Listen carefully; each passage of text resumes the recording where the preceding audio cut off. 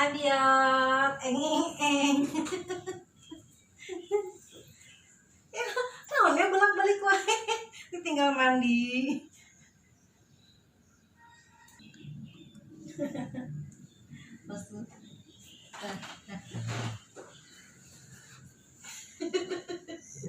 Abi. Apa nih? Ayo, Abi bikin apa? Mau bikin statement enggak? Nih.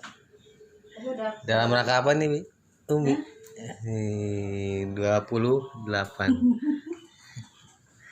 Ini ulang tahun pernikahan di masa pandemi. Anak-anak tidak bisa pulang, teman-teman juga nggak ada, jadi ulang tahun berdua aja. Ditemenin ini kameramen. Abi Nih, Abi anehnya bikinnya belepotan begini. Enggak. Takut Abi keburu bangun tadi malam. Abi sama sekali nggak ingat, makanya tadi pagi bangun juga. Kasihan ya, cuma sendirian. Tapi ya apapun kondisinya kita harus bersyukur sudah 28 tahun mengarungi apa nih? Bahtera rumah tangga. Rumah tangga. Mudah-mudahan penuh barokah dan depannya juga langgeng juga akhir hayat. Amin. Dan segera mendapat ini, Bi.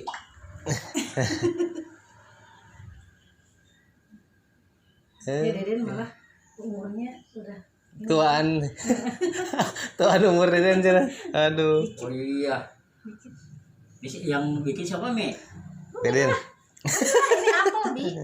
Oh, Ini buah apel. made in Hanina. Nah, itu Ini buah dia. apel. Daripada apa ribu-ribu bikin. Terima kasih, Mi, atas perhatiannya. Aduh, sengaja pakai baju ini. Dulu kan ya sekarang kan masa pandemi. Ini dulu zaman resesi bikin sendiri pakai tangan. Jadi tiba Dan Ya. doain ya. Yap. semoga Sehat-sehat tahan, selalu. semoga sehat, Amin. terus semoga Amin. masih bertahan, bisa menyesuaikan bumi dan langit. Ini adalah pasangan bumi dan langit katanya. Apanya Mi bumi langit, Mi? Kalau dia suka ngomong gitu, Yang satu dominan, senang sekali dengan seni sehingga banyak nyelenehnya. Preman. Yang satu minus banget dengan seninya sehingga segala sesuatu ilmunya tertata segala itu diantaranya bumi dan langit. Sehingga dalam hidup rumah tangga adalah yang nama percekcokan karena menyangkut masalah karakter dan sifat. Nah, tapi kalau kita ingat lagi ketika kita dulu kenal pas waktu pertama nikah, pernikahan itu adalah bukan menyatukan dua sifat, dua karakter, tapi menyesuaikan. Yang satu menyelaraskan tuh, masih ingat tuh, menyelaraskan. Yang satu di atas, satu di bawah, ini naik, ini turun, naik turun, ya paling nggak deket lah. Nah itu biasanya kalau kondisi bagus deket. kalau kondisi jelek, Kalau kondisi tutup pintu tidur. di akhir bulan, istri lagi datang bulan, tensinya lagi tinggi, menjauh lagi. Suami lagi banyak kerjaan yang jelimet, kebawa ke rumah, jauh lagi, besoknya tapi balik lagi. Jadi beratnya pernikahan itu kalau misalnya orang-orang sekarang kan sering banyak yang kawin cerai. Sebenarnya untuk nikahnya sih gampang ya, makanya gampang. Apalagi sekarang masa pandemi, biaya ringan ya kan? Betul. Tidak ada biaya resepsi. Biaya ringan dan biaya resepsi kan? Tinggal ke RUA juga kan gratis kalau hari kerja ya kan? Yang Ya, susah ringan itu, Kesehariannya, Bi. untuk menikahnya Sama. dia. yang susah itu mempertahankan, apalagi untuk karakter yang berbeda. Di saat badai, Itu yang hujan, paling berat. puting beliung. Nah, dan contoh kita ini ya, contoh kita. Artinya memang kita yang paling berat itu adalah karakter yang sangat berbeda. Yang satu pinginnya disiplin, yang satu pinginnya bebas, Satu dalam segala aktivitas berantakan. Kalau kita nggak ingat dengan awal mula pernikahan, memang ya berat. Cuman saya sendiri, saya pribadi terus terang aja memilih beliau itu karena istiharoh. Kalau sudah ada istiharoh, pasti di belakangnya ada hikmah, entah apa. Tapi kalau secara logika menyatukan dua sifat yang bumi dan langit istilahnya gitu kan, itu susahnya, minta ampun. Nah, tapi mudah-mudahan apa Kemarin ingat nggak Bi waktu di rumah sakit Bi? Sampai itu ada apa? Pas nanya gimana Bapak di sana? Oh, emang nggak komunikasi? Enggak gitu kan. Kalau dia nggak otak lu. Ini di momen pernikahan ini yang boleh dibilang sangat-sangat sederhana karena masa pandemi ya. Masa pandemi. Kemarin kita kena COVID dua-duanya dan ibu Umi berasal dari ini kena dari saya karena saya dari luar kota itu kena. Nah, kondisi yang sangat berbeda itu berpengaruh sekali. Ketika kita dirawat di rumah sakit berdua di kamar yang berbeda, yang satu dalam kondisi sakit pun euforia. Euforia. Semangat gitu Bi. Semangat. Beda. Wah, ceria-ceria, bikin vlog dan macam-macam segala. Yang satu ingin menenangkan diri. Walhasil selama 3 minggu tidak pernah ketemu dan boleh dibilang jaranglah sekali komunikasi. Sampai suatu saat dokter, Pak Hikmat itu ada salam dari istri. Saya bilang oh iya. Nanti kalau Pak Hikmat udah mulai sembuh, mau dipindahkan ke ruangan apa namanya itu? Modular. Ruangan pemulihan dan istri juga mau nanti satu ruangan ya dengan istri. Saya secara spontan nggak usah dok, jangan dok, jangan satu ruangan. Loh, kok aneh? Kenapa nggak mau satu ruangan? Soalnya saya dengan istri punya sifat dan karakter yang berbeda. Dia selalu rame, selalu sibuk dan selalu ceria. Kalau saya tetap masih ingin ketenangan. Nah daripada saya pusing, untuk sementara dengan saya pisahin aja. Nah, saya bicara itu nggak sadar. Sampai dokter pun kaget. Loh, kok suami istri begitu? Nah, setelah dokter nggak ada, baru saya berpikir, kok saya ngomong gitu ya tadi ya? Akhirnya saya sampaikan ke perawat, tolong sampaikan ke dokter. Silahkan mau ditempatkan dimanapun, yang paling penting itu untuk kebaikan, dokter lebih tahu. Nah, itu mungkin ungkapan dalam hati ya, ketika di satu saat si suami ingin ketenangan, istri tetap sibuk dan ribut dengan selfie dan lain sebagainya gitu kan. Tapi alhamdulillah kita sembuh dengan cepat. Alhamdulillah. Dibandingkan dengan yang lain karena keyakinan kepada Allah Subhanahu wa taala Maha Penyembuh dan juga bantuan dokter alhamdulillah bisa cepat sembuh dan bisa ketemu lagi di tempat olahraga dengan istri itu. Momen pertama. Tapi nggak mau di video. Ini aja mau jalan. Kenapa? Karena saya kebayang kalau sekali di video, sekali selfie itu menyebar dari mulai SD sampai dengan teman-teman kuliah. Ini boleh nih. Boleh. Nah kondisi lagi nggak memungkinkan. Nah itulah pernikahan dari dua sifat dan karakter yang memang berbeda jauh sekali gitu kan. Tapi alhamdulillah hingga saatnya tetap berjalan, tetap karena kita juga ada anak-anak yang lain. Bersyukur padamu ya. Oke. Wish us luck and happiness ya. Bahagia dunia akhirat. Amin. Dan ini adalah momentum yang paling ya baguslah pernikahan. Ulang tahun pernikahan sederhana, tidak ada siapapun karena pandemi, anak-anak kecuali kameramen kan bekerja bertugas. Anak-anak pun kami tidak memaksakan untuk datang karena yang paling penting saat ini adalah jaga kesehatan di tempat masing-masing. Iya benar. Jangan sampai ada yang kena lagi. Betul. Karena apapun yang diceritakan di orang tentang corona akan sangat berbeda dengan kami yang merasakan ketika kemarin terjadi ya kena ya. Corona sedikit saya ingin sampaikan, ada yang tanpa gejala. Kalau tanpa gejala itu aktivitas biasa, semua bisa dilakukan, tapi secara medis dia kena. Dia wajib untuk diisolasi. Nah, pada saat isolasi dia masih bisa melakukan aktivitas makan bebas, jalan-jalan, main laptop, berjemur dan lain sebagainya. Tapi kalau yang kena gejala yang kami rasakan kemarin, ketika kena di awal pun jalan, khususnya saya, jalan udah nggak bisa, napas sangat-sangat pendek, sampai ketika sholat pun pas waktu baca bismillah, baca yang lain tuh nggak nyampe, saking ini, saking sesaknya gitu. Kemudian bagian lemas, dibawa ambulan ke rumah sakit, langsung masuk ke ruangan khusus yang betul-betul kedap apa ya, kedap udara dari luar, kunjungan segala. Dokter dan perawat boleh masuk ke ruangan itu paling lama 5 menit, habis itu harus keluar lagi. Dan itu selama kurang lebih 3 mingguan lah saya di ruangan itu. Artinya itu ditangani secara intensif ya, dengan tangan boleh dibilang korban dari infus, bengkak-bengkak semua gitu kan, nggak bisa ngapa-ngapain.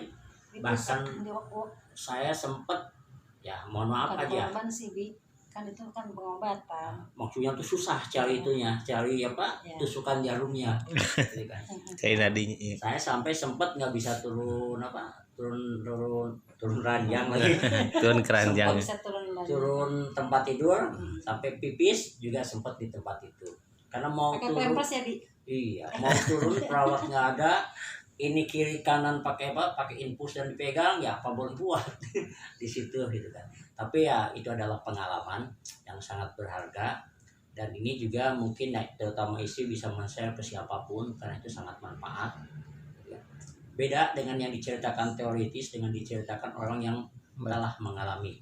Pesan untuk yang di luar sana yang masih belum kena, tetap jaga protokol kesehatan. Sekarang kita lihat banyak yang abai, banyak yang cuek, karena mereka merasa banyak yang sembuh ini. Hati-hati ya, kondisi orang lain belum tentu sama dengan kondisi kita ya. Ya pokoknya gitu dah, hati-hati, harus lebih hati-hati. Beda lah, kami sudah merasakan lah gitu kan. Dan kesimpulannya ya lebih bagus tidak kena, lebih bagus benar. Jaga.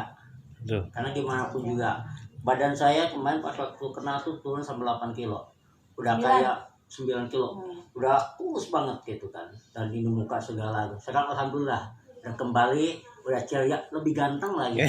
Iya, kalau tampak lebih muda, betul. Biasanya kan bikin slim gitu ya. Bikin glowing. Terus makanan semua dijejelin namanya sama dokter.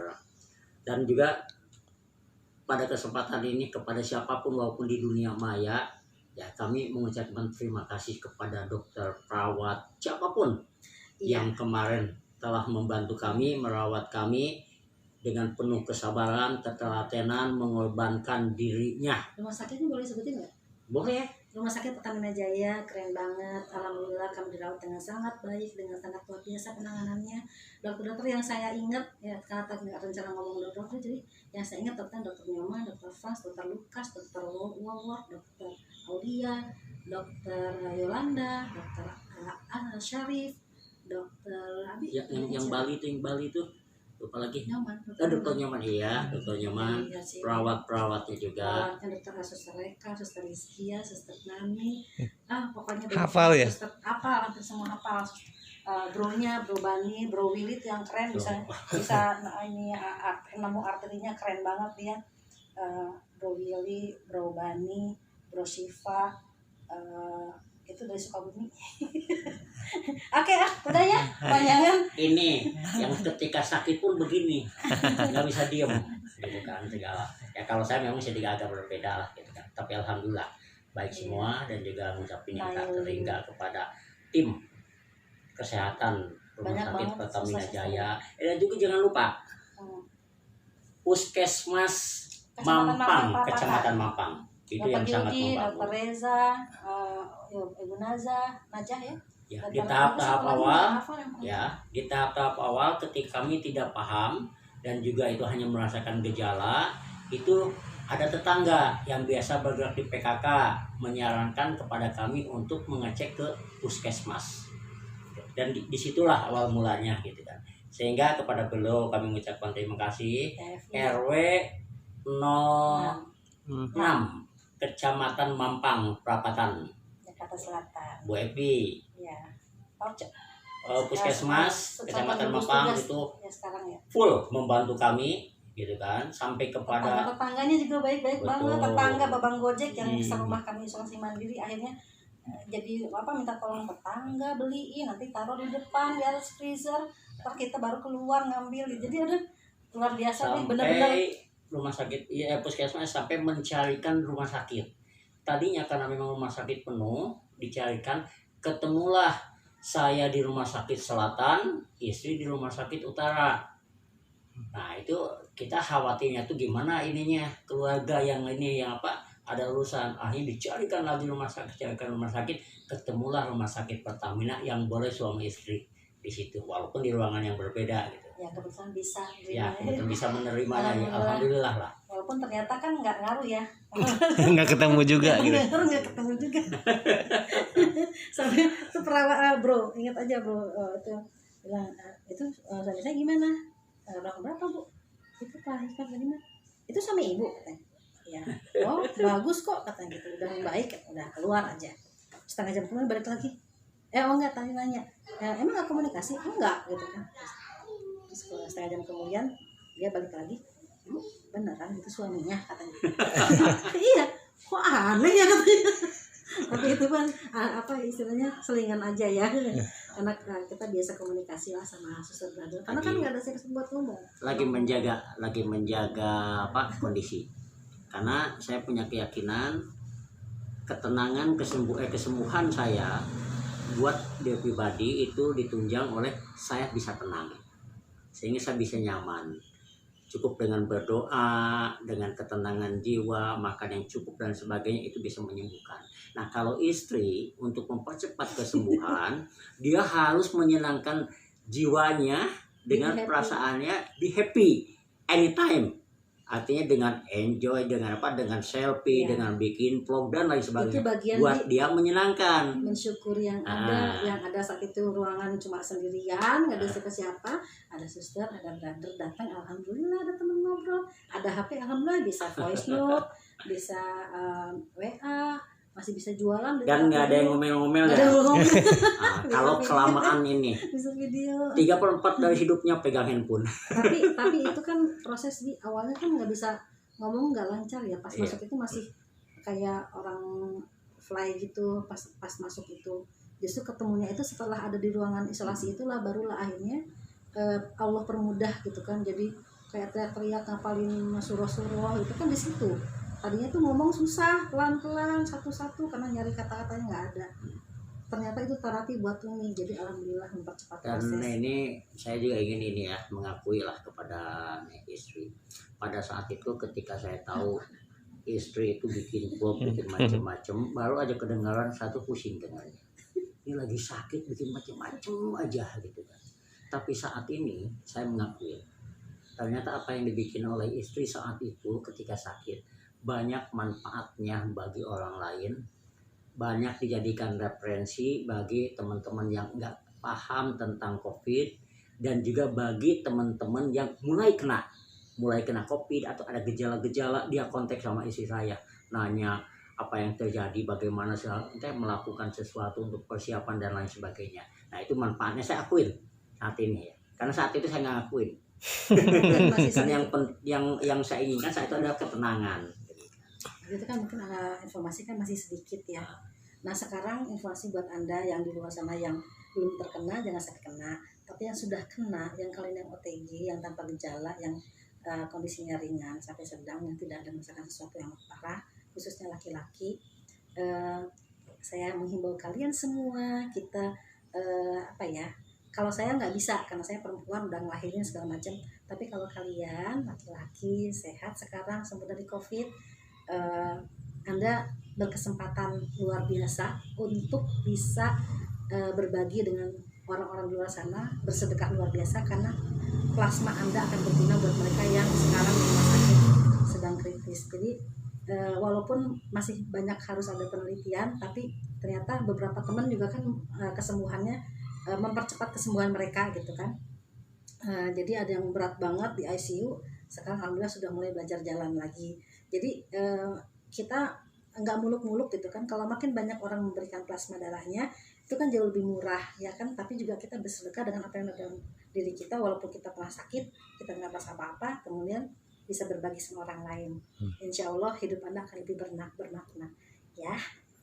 Bersedekah Jadi, selalu bisa. Tetap jaga kesehatan dan Be happy. be happy. Oke, dadah. Dan kita selamat ulang tahun ya. Udah di Ah. udah.